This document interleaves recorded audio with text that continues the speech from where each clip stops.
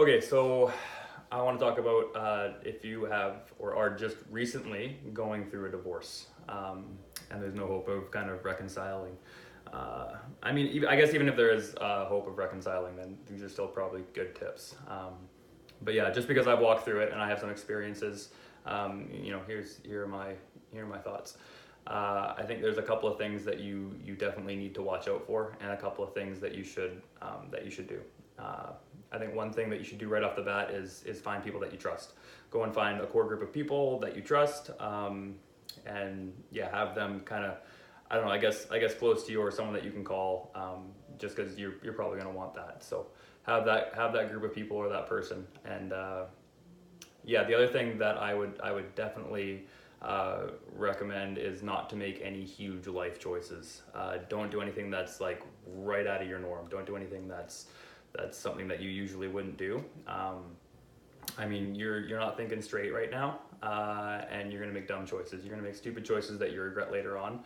So what I would say is maybe kind of hermit a little bit and stay as close to what's normal for you as possible. So stay with the same job.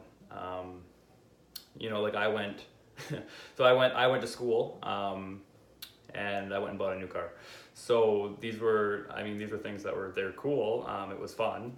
Looking back on it, maybe it wasn't the best choice. So I would say for the first maybe like 3 to 6 months, while this is all incredibly fresh, don't make any huge life choices.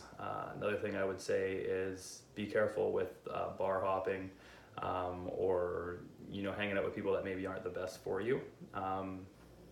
Drinking and maybe smoking pot or whatever. Just be careful of that. Just because you went through such a serious situation in life, I would call it a crisis. If you're looking for relief in drinking, getting drunk, or getting high, even though these things maybe don't have super addictive qualities in them, I think because you're so broken and you're at a point where you're not doing okay. If you're relying on being happy based off of these substances, it gives them an opportunity to take hold of you. So this is literally how addiction starts.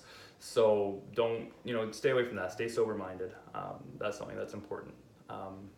Another thing I would say is it's good to journal or write stuff down, whatever you want to call it. So if it's something you don't usually do, just go buy a book and a pen and just start writing stuff down. There's a couple of positive things that'll come from this. Obviously, one is IQ. Like, hey, you're writing stuff down. That's great. Another thing is even your speech. Your speech will improve. I think writing and speech come kind of hand in hand. So if you're writing stuff down all the time, that's going to help you out there. But I think the biggest reason that you should be writing stuff down is just it will help you kind of sort through some stuff. So if you're writing down how you're feeling, you understand it a little bit better. Another positive aspect of writing stuff down is that it's kind of fun to go and look back at it, a year down the road, or a couple of years down the road, and see where you were, and where you've come to. So yeah, I would recommend picking up a book and scribbling some stuff down. So I think that's all I got. I think, yeah, so find a core group of friends, or close family members that you can talk to. That'll be really helpful. Don't talk to everybody. Hermit a little bit. Stay as close to possible as your normal living situation. If you have to move, whatever, you have to deal with that kind of stuff, so that's going to happen. But just keep it as simplistic as possible, because you're going to make dumb choices. Remember that.